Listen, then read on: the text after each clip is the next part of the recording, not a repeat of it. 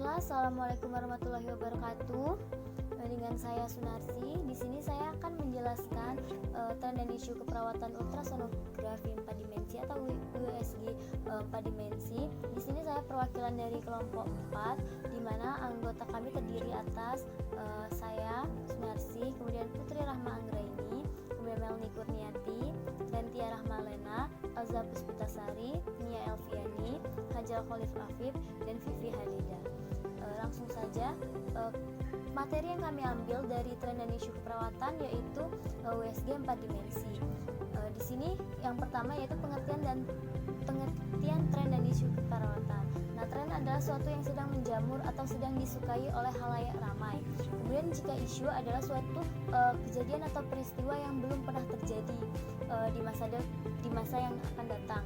Kemudian tren dan isu keperawatan merupakan suatu hal yang sedang dibicarakan oleh masyarakat luas tentang mengenai praktik-praktik keperawatan atau yang lainnya yang belum dapat diketahui faktanya.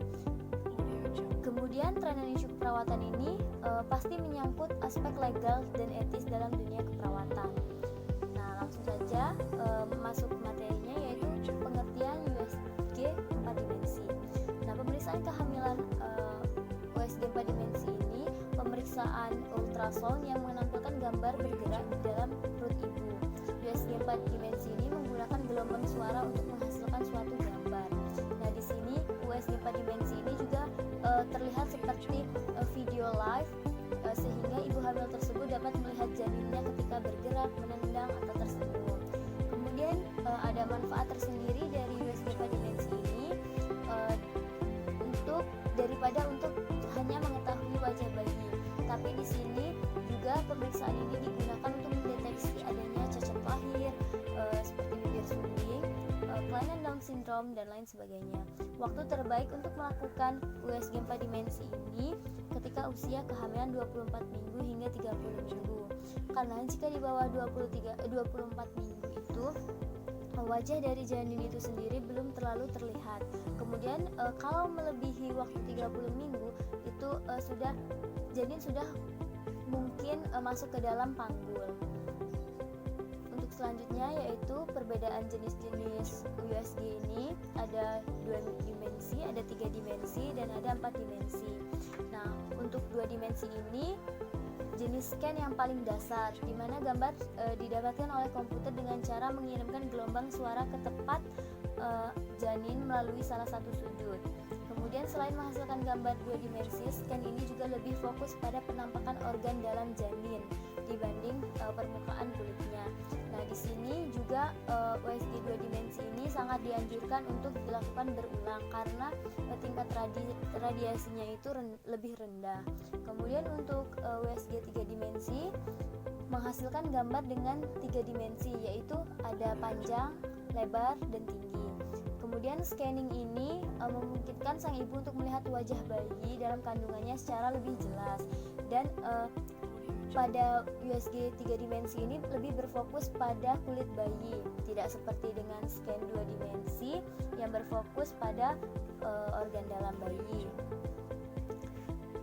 USG 3 dimensi ini bukan scan yang diwajibkan karena di sini fungsi dari 3 dimensi ini juga untuk melihat adanya indikasi gangguan kesehatan pada bayi atau tidak.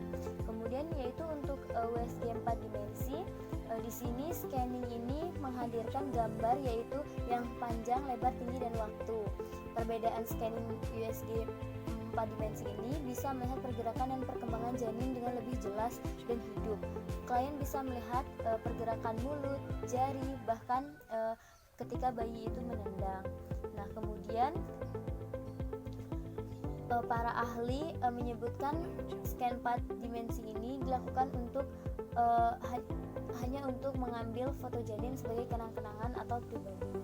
Kemudian di sini ada kelebihan dari USG 4 dimensi ini menurut Halodoc 2020.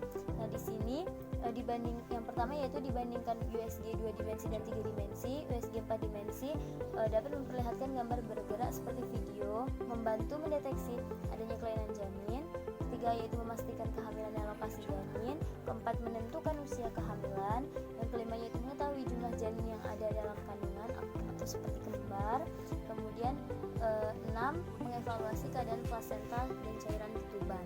Nah, untuk kekurangannya sendiri yaitu yang pertama yaitu paparan sinar radiasi yang besar meskipun tidak terlalu berbahaya.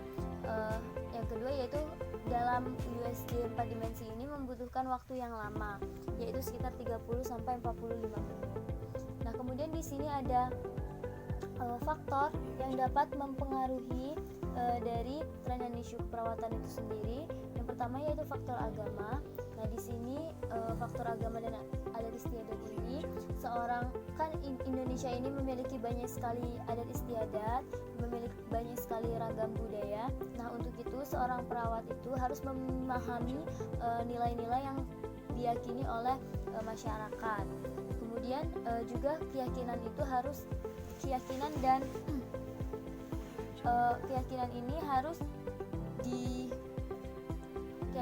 harus mengikuti kaidah agama yang dianutnya. Kemudian yang kedua yaitu faktor sosial. Nah, di sini faktor sosial ini berpengaruh terhadap pembuatan keputusan etis. Faktor ini antara lain meliputi perilaku sosial budaya, ilmu pengetahuan, dan teknologi. Kemudian faktor ilmu pengetahuan dan teknologi ini pada abad ini telah berhasil mencapai tingkat kemajuan yang sangat tinggi. Kemajuan di bidang kesehatan telah mampu meningkatkan kualitas hidup serta memperpanjang usia manusia dengan ditemukannya berbagai mesin mekanik kesehatan, cara prosedur baru, dan bahan-bahan atau obat-obat yang baru. Misalnya ini USG 4 dimensi. Kemudian faktor legalisasi dan keputusan yuridis. Di sini setiap perubahan sosial atau legislasi menyebabkan timbulnya tindakan yang merupakan reaksi perubahan tersebut. Kemudian yang kelima yaitu faktor dana atau keuangan, karena setiap manusia atau warga rakyat Indonesia ini memiliki keuangan atau finansial yang berbeda-beda, maka biaya pengobatan dan perawatan ini dapat menimbulkan konflik. Untuk dapat mencegah itu, pemerintah Indonesia sudah banyak sekali melakukan berbagai macam program pengobatan gratis yang dibiayai oleh pemerintah. Kemudian yaitu faktor pekerjaan. Nah, di sini perawat perlu mempertimbangkan posisi pekerjaannya dalam pembuatan sesuatu keputusan. Kemudian yaitu ketujuh kode etik keperawatan. Di sini kode etik menunjukkan bahwa tanggung jawab kepercayaan dari masyarakat itu telah diterima oleh seorang yang bergelar profesi.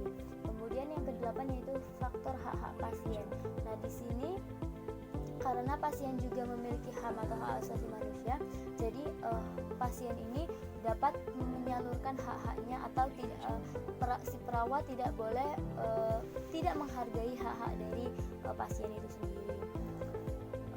Baiklah, hanya itu saja yang dapat kami sampaikan.